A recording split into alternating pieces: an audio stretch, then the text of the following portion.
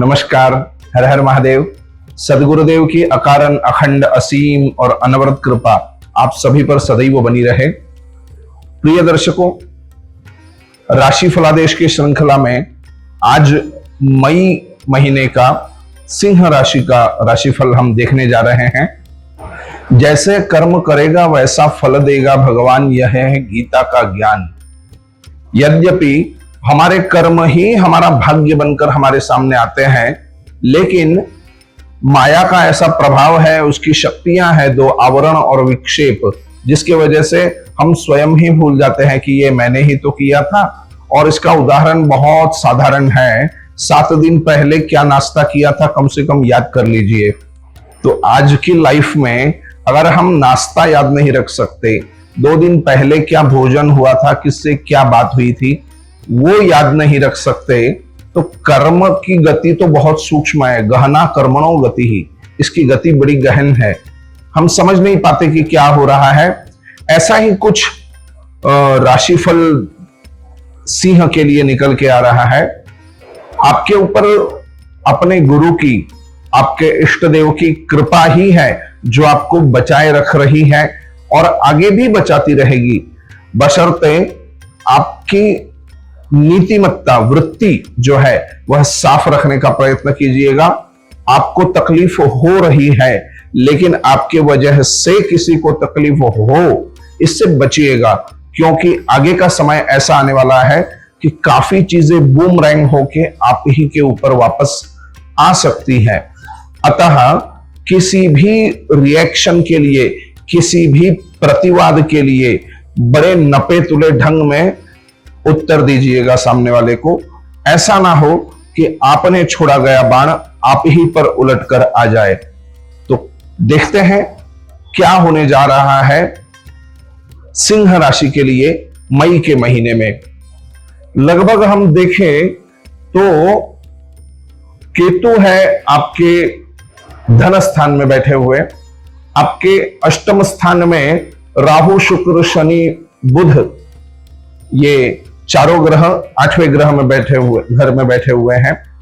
सूर्य आपके भाग्य स्थान में है, कर्म स्थान को बृहस्पति देख रहे हैं। स्थान हानि करो जीवाहा, बृहस्पति यद्यपि अत्यंत शुभ ग्रह है, किंतु व्यावहारिकता में जहां पर हम बिजनेस तो केवल लाभ पे चल रहा है, और आज हमारी बिजनेस स्ट्रेटेजी आज के युग में बस लाभ ही देख रही है, उस लाभ में शुभता है या नहीं यह हम देखते नहीं। तो इसी क्रम में बृहस्पति जो है, अगर आपकी कुछ बातें ठीक नहीं चल रही हैं, कोई ऐसा कार्य आप करने जा रहे हैं कि जो भविष्य में आपको तकलीफ दे होगा, तो ये बृहस्पति वहां पर आपको कुछ विघ्न खड़े करेंगे।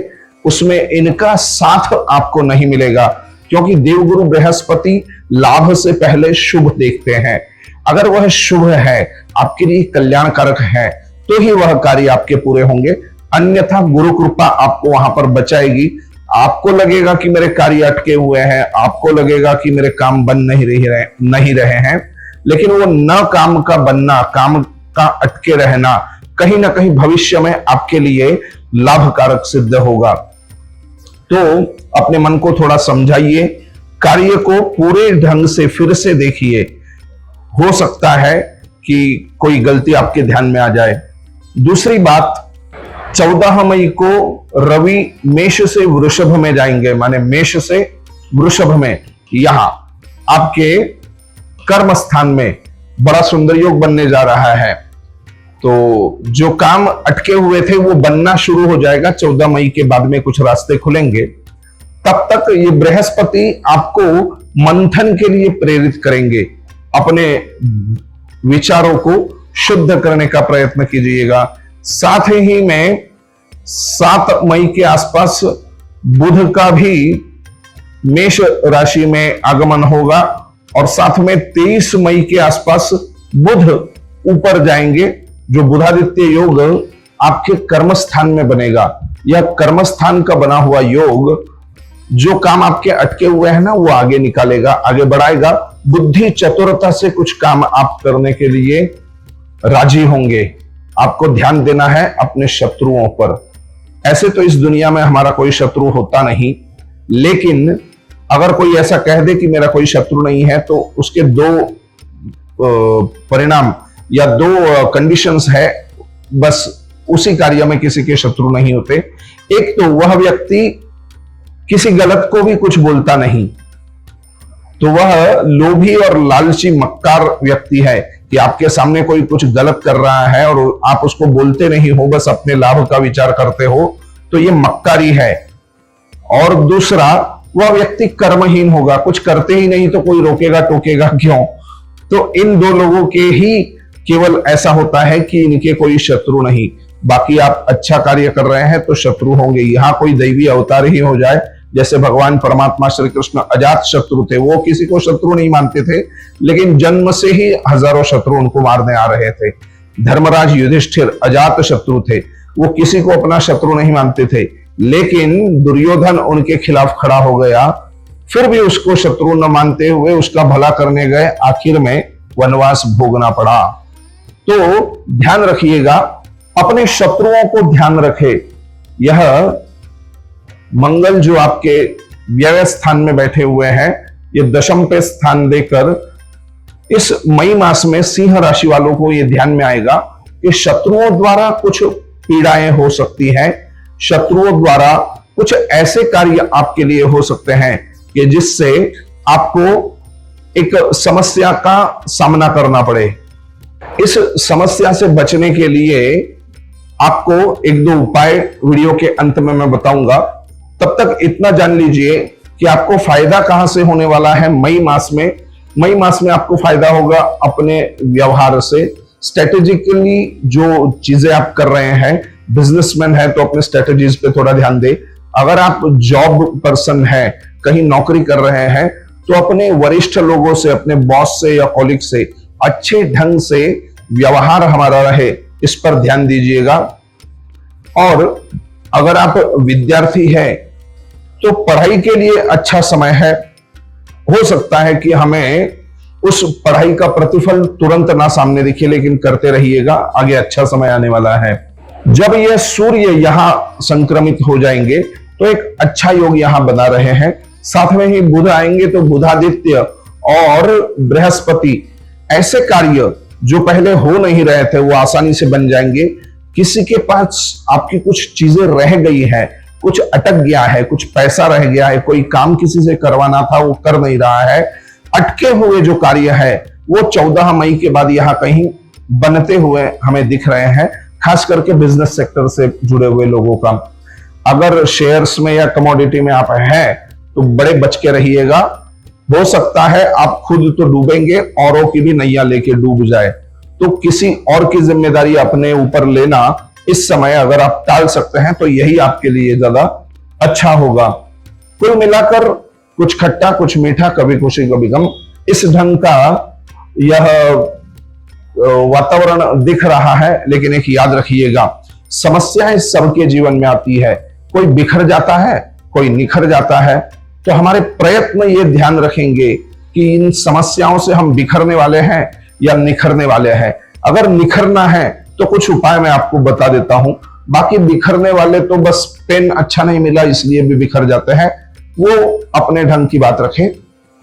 अगर जिन लोगों को निखरना है उनके लिए इस मास में आपको हनुमान जी की सेवा, जी यहां पर राहु, शनि, ऊपर मंगल, साथ में सूर्य नारायण, भगवान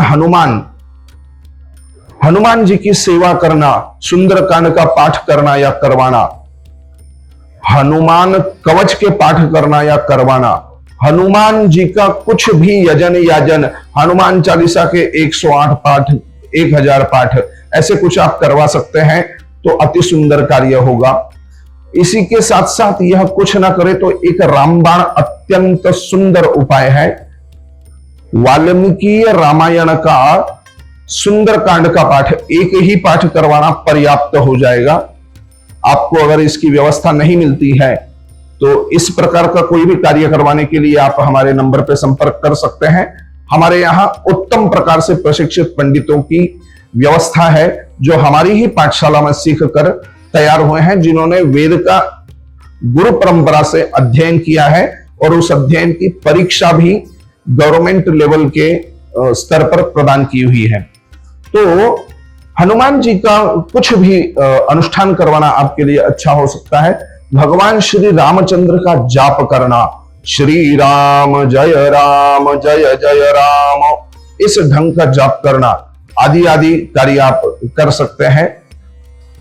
उत्तम स्तर पर यह रहेगा कि अपने माता पिता की सेवा, हनुमान जी की सेवा और श्री रामचंद्र का जप, ये 3-4 कार्य आप करते हैं तो एक अच्छे परिणाम आप इस मास में अपने लिए बना कर रखेंगे, जो आगे आपको काम आने वाला है। यह उपाय अभी के लिए तो मैं बस शुरुआत के लिए बता रहा हूं, आगे कुछ ऐसा समय आएगा कि आपको कठिनता का सामना करना है। अगर ये उपाय आप कुछ दिनों तक चालू रखेंगे कंटिन्यू, तो आपको बहुत अच्छे परिणाम उसके मिल सकते हैं। आशा करता हूं यह जो सिंह राशि की भविष्य मालिका है, फलादेश है, यह आपको अच्छा लगा हुआ होगा। अगर आपको यह सटीक बैठ रहा है, अगर मैं सही बोल रहा हूं और कुछ बातों में आपको इसकी मदद भी हो रही है, तो कमेंट सेक्शन में जाके आप कहां से यह वीडियो देख रहे हैं, अपने शहर का नाम अवश्य डालिएगा और आपके इष्ट देवता कौन है, किनकी आप पूजा करके प्रसन्न होते हैं, उनका भी नाम डालकर उनका एक बार जयकारा लिख दीजिएगा। हर हर महादेव।